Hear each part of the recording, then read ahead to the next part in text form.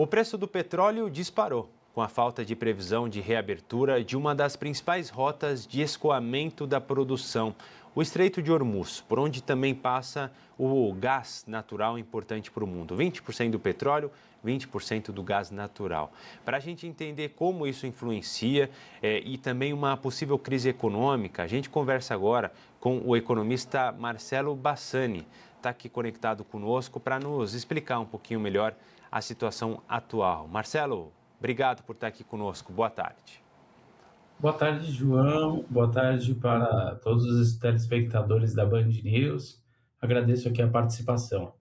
Trouxe aqui mais cedo, claro que falaremos do preço em si do petróleo ao redor do mundo, mas eu já quero seguir uma repercussão recente de horas atrás. A Coreia do Sul está avaliando impor um preço limite para o petróleo no país. Isso pela primeira vez em quase 30 anos, desde 1997. Algo do tipo não ocorre. Qual o risco disso ser replicado em outras regiões do mundo e se isso pode sair pior do que a encomenda, gerar mais inflação, dificultar as moedas? Há um risco, levando em conta que a gente já viu aqui em outros momentos do Brasil, por exemplo, aquela tentativa de controle de preços e não deu certo. Dá para estabelecer um paralelo com essa questão do petróleo? Com certeza, João. Eu acho que o primeiro ponto a ser colocado é o seguinte: nunca na história você congelar preços deu certo. Talvez na Coreia eles não tenham a mesma robustez que o Brasil em relação à inflação, né? Se tem algo que o Brasil soube administrar ao longo das décadas por conhecimento empírico da causa, é em relação à inflação. Nós já tivemos aqui diversos episódios de tentar, não apenas para petróleo, mas para os preços em geral, em tentar tabelar preços. E todas as experiências elas foram frustradas e ruins, foram muito ruins para a nossa economia como um todo. Nós tivemos, há cerca de 12 anos atrás, algo muito parecido no governo da Dilma, da ex-presidente Dilma, e que deu super errado, né? Tanto que nós tivemos depois a disparada do petróleo. Depois disso, a gente teve aqui no Brasil a paridade de preços internacionais, que também agora não segue mais a mesma linha. Mas no fim do dia, eu não acredito que esse entendimento da Coreia seja um entendimento para o mundo. Afinal de contas, a gente viu que, pelo menos aqui no Brasil, nunca deu certo. Tem um ponto importante que a gente citou aqui, né? O Estreito de Hormuz sendo fechado não fisicamente pelo Irã, mas na prática, né? Porque fala, ó, quem passar aqui, sobretudo se for uma embarcação de um país ou aliado a um país que é meu inimigo, eu vou bombardear. Então, obviamente, ninguém que esteja supostamente nesse grupo vai querer passar por ali pelos riscos. Os seguros também falando, eu não vou mais cobrir isso aí. Se você tiver um problema com a sua embarcação, você que pague e por aí vai. Mas além do Estreito de Hormuz, tem algo que eu quero saber se é mais preocupante na sua visão, que é a suspensão da produção nos países Arábia Saudita, Catar, em relação a petróleo e gás, de maneira respectiva. E dizendo o seguinte a esses países, olha, se acabasse hoje tudo isso que está acontecendo, demoraria semanas para a gente restabelecer o que aconteceu, restabelecer a nossa produção, né, como era até uma semana atrás. Ou seja, dias de diferença do que era normal para se tornar anormal e semanas para nós conseguirmos uma restabilização da situação. Isso é mais preocupante para você?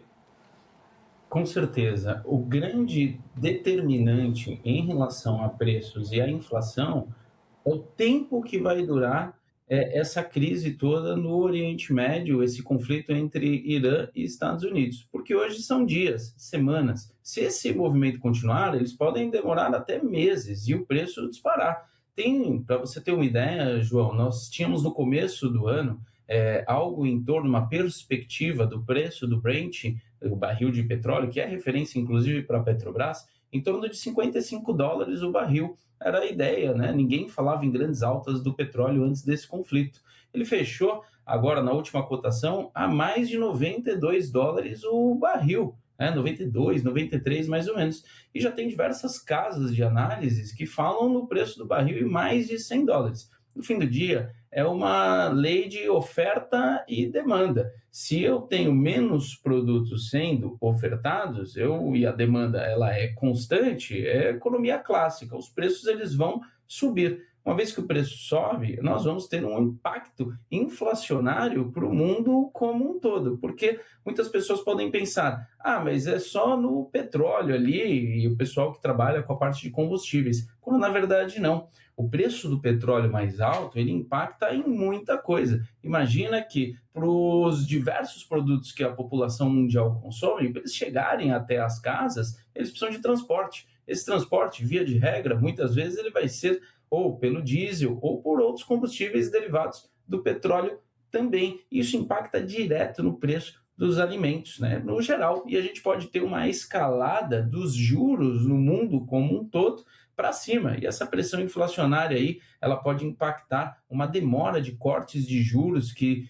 até então estão acontecendo a passos largos ainda nos Estados Unidos e que podem, inclusive, vir para o Brasil também, né? A ideia do Banco Central aqui no Brasil era de começar a ter cortes de juros já nesse primeiro trimestre, e agora fica, né, uma pergunta que paira no ar: quanto tempo vai levar este conflito? Porque nós vimos nessa semana, João, os juros futuros brasileiros dispararem, já com medo dos cortes na taxa de juros não serem tão fortes como se imaginava antes desse conflito.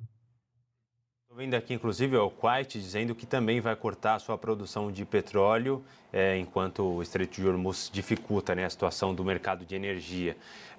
Eu quero continuar falando contigo sobre isso, Marcelo. Se você puder nos aguardar por um rápido intervalo, a gente vai, em alguns minutinhos, retornar. Quero falar mais sobre economia contigo e, claro, peço a presença de quem nos acompanha aqui. Voltamos rapidinho com Tarde Band News.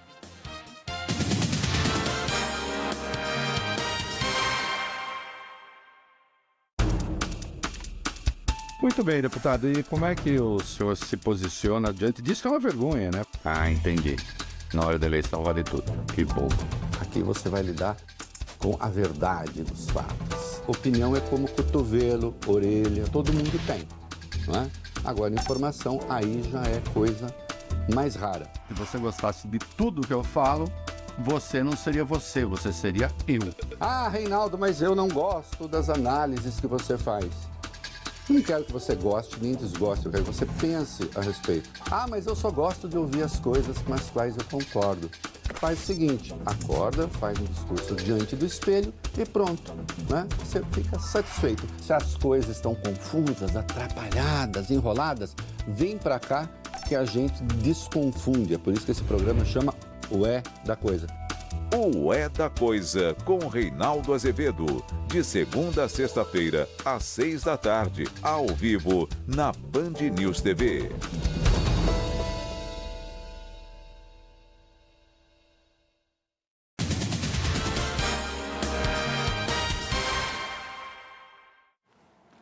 Voltando agora com o Tarde Band News e seguindo na conversa com o Marcelo Bassani, economista, sobre a situação no Oriente Médio. Marcelo, voltando aqui à situação do petróleo, né? Teve uma entrevista feita nas últimas horas pelo secretário de Energia dos Estados Unidos, o Chris Wright, e ele disse que os preços do petróleo vão começar a cair assim que os Estados Unidos conseguirem conter a capacidade do Irã de atacar esses petroleiros, né, como a gente observa em algumas das imagens que aparecem ao nosso lado, ali no Estreito de Hormuz. Isso vai ser suficiente mesmo, na sua visão, para o petróleo começar a baixar? Ou seja, a guerra pode estar até acontecendo, mas o que importa é o petróleo estar atuando. Ou mesmo com a passagem do petróleo por ali, o mercado fica receoso. Olha, vamos precificar aqui que a situação ainda é complicada. Como que funciona o mercado nesse sentido? Economistas, costumamos dizer que se houver um cenário, né, que é um linguajar de economista, que é ceteris paribus, ou seja, tudo mais constante, e isso for realmente neutralizado e o Estreito de Hormuz voltar ao normal, nós temos uma perspectiva a médio prazo de que sim, o preço do petróleo ele pode voltar a cair. O grande problema é o tempo. E quando eu não tenho certezas, os investidores, os institucionais, eles tiram as suas posições da bolsa, eles saem do mercado, já que eles não sabem qual é o lado do que vai acontecer. Se eu tenho um cenário de alta ou se eu tenho um cenário de queda, eu tenho uma fuga de capitais das bolsas em geral do mundo, que foi o que a gente viu acontecendo nos últimos dias aqui, as bolsas em geral, elas caindo, tá? A gente costuma dizer, tem um jargão em bolsa de valores, que nós falamos o seguinte: a bolsa, ela sobe no boato e ela cai no fato, né? E qual foi o fato? O fato foi que o Estreito fechou. E se o Estreito fechou, o que aconteceu? As bolsas no geral do mundo, elas caíram. E o preço do petróleo como um todo, ele disparou, ele subiu e subiu muito nos últimos dias. Então, uma coisa é o que pode acontecer, outra coisa é o que está acontecendo hoje, via de regra. Via de regra, nós temos um canal que cerca de 20% do petróleo do mundo passa por ali. Ele está com ameaça, ele está ali praticamente fechado. Se isso está acontecendo, o preço do petróleo ele tem tudo para continuar subindo, João. Então, na minha opinião, eu não vejo hoje, sem um sinal claro de que houve um cessar-fogo, uma queda nesses preços, né? O secretário, só para complementar, né, disse nesta entrevista que o preço deve começar a cair em breve, embora ele não dê uma data exata, né? Ele fala que ainda vai durar semanas a situação, mas certamente não meses. Ou seja, o em breve dele vai sangrar bastante o mundo ainda, né? Se é que esse em breve será tão breve assim. Ele disse também que acredita, né, os Estados Unidos, o governo americano, acredita que este é um preço pequeno a se pagar pelo mundo diante dos preços de energia e que logo eles vão retornar ao local onde estavam. Que o Irã vai finalmente ser desarmado e agora poderá ser visto mais investimentos, mais comércio livre por ali e menor habilidade do Irã de atacar os suprimentos de energia. Nós no Brasil, claro, pensamos aqui no nosso dia a dia, né? Tem a questão, você destacou bem, do petróleo, vai atingir o país inteiro, não é porque você tem ali, não tem um carro, por exemplo, que você não vai ser atingido, muito pelo contrário. Você não precisa ir no posto de gasolina, mas aqueles que vão entregar, por exemplo, o seu produto, vão entregar no mercado o arroz, o feijão, precisam fazer isso. Até porque nossa economia é baseada bastante ainda num modelo que depende dos caminhoneiros, por exemplo, não nas ferrovias, que também teria ali outros problemas. Enfim, mas eu quero voltar ao tópico que você citou, Banco Central. Chegamos já ao mês de março, né? Quase um terço do mês, hoje é dia 8. E de olho no que acontece já já em relação ao Copom. Até antes da guerra tínhamos a certeza, praticamente, de que haveria uma redução e até uma redução de 0,5 ponto percentual, tinha um certo otimismo, pelo que a nossa colunista Juliana Rosa trazia. Agora, como que está a situação? Ainda é possível ver uma redução, embora menor, talvez de 25 pontos base, ou nem isso? Vai ser uma estabilização da taxa, que já é alta, né, de 15%. João, o Brasil ele vive hoje um paradoxo. Em relação a quê? Em relação ao tempo que vai durar esta crise no Oriente Médio. E por que é um paradoxo? Porque, de um lado, eu tenho a arrecadação do governo que ela pode aumentar via as exportações da Petrobras. Com esse conflito, a Petrobras ela pode se beneficiar por alguns motivos. Ela é uma exportadora confiável e ela não necessita necessariamente do Estreito de Hormuz para fazer o seu escoamento do petróleo como um todo. Se o preço do petróleo sobe e a Petrobras consegue vender mais, o principal sócio da Petrobras é a União, o governo brasileiro. Isso faz com que aumente a arrecadação para o Brasil como um todo, né? E o governo consiga, no fim do dia, arrecadar mais. Só que tem o outro lado da moeda. O primeiro deles é a pressão inflacionária, como você bem descreveu. Quando eu tenho o preço do petróleo mais alto, uma parte do diesel brasileiro ela é importada. E esse diesel é exatamente o dos caminhoneiros, que eles utilizam para viajar as estradas pelo Brasil, para poder levar alimentos e serviços para a população como um todo. Isso gera uma pressão no nosso IPCA, que é o Índice de Preços ao Consumidor Amplo, que é o que mede a nossa inflação. Se eu começar a ter uma inflação que fique mais pressionada, eu posso ter um impacto direto na política monetária do Brasil e do Banco Central, que exatamente estava precificado ali a ter um corte na próxima reunião do Copom de 0,5 ponto percentual ou 50 bips. Agora, se eu tenho um cenário que muda em relação a esse conflito no Oriente Médio, já fala-se num corte que pode ser menor, pode ser um corte de 0,25 base points, né, ou pontos base, para a próxima reunião do Copom.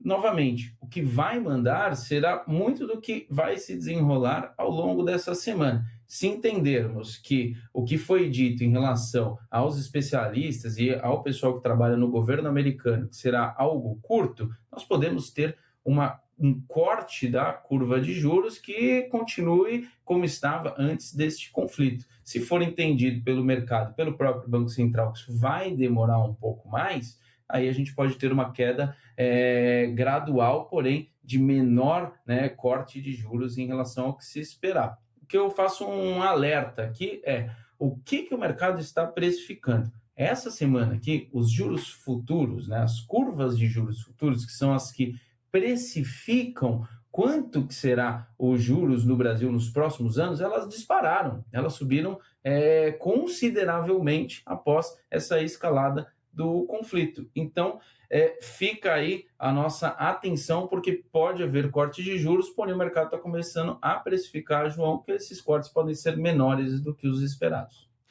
Inflação e juros andam lado a lado, né? Uma coisa acaba guiando a outra. E isso também tem impactos no nosso PIB.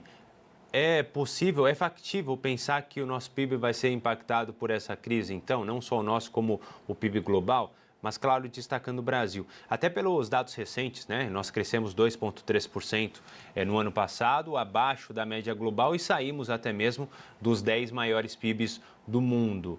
É possível que o nosso PIB vai crescer até menos do que o esperado.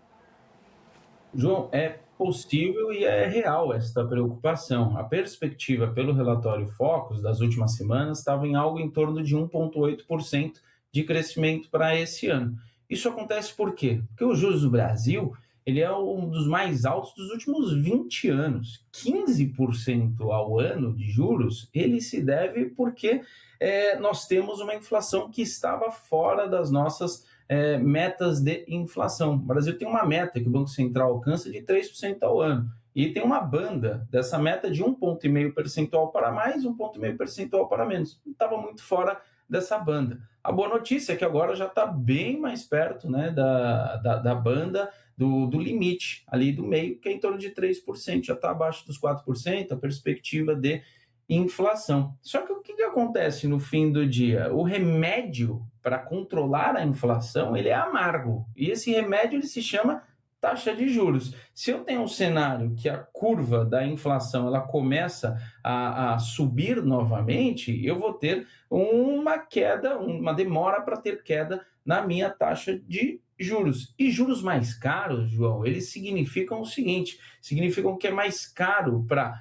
o cidadão comum fazer um empréstimo, para o cidadão financiar um carro, financiar um apartamento ou algo do tipo. E para o empresário fica mais caro para ele ter um capital de giro, para ele poder escalar os seus negócios, para ele poder contratar. Dinheiro mais caro deixa a economia mais fria e faz com que ela cresça menos. Se o preço do petróleo disparar, a gente pode sim ter uma diversidade no nosso PIB ao longo desse ano, João. Marcelo Bassani, economista, obrigado, viu, Marcelo? Mais uma vez pela ajuda aqui na Band News TV, ótimo falar contigo, de maneira muito clara, deixando um problema complexo um pouco mais fácil de a gente compreender. Um grande abraço. Eu que agradeço, João, um ótimo domingo e um forte abraço. Valeu, até a próxima.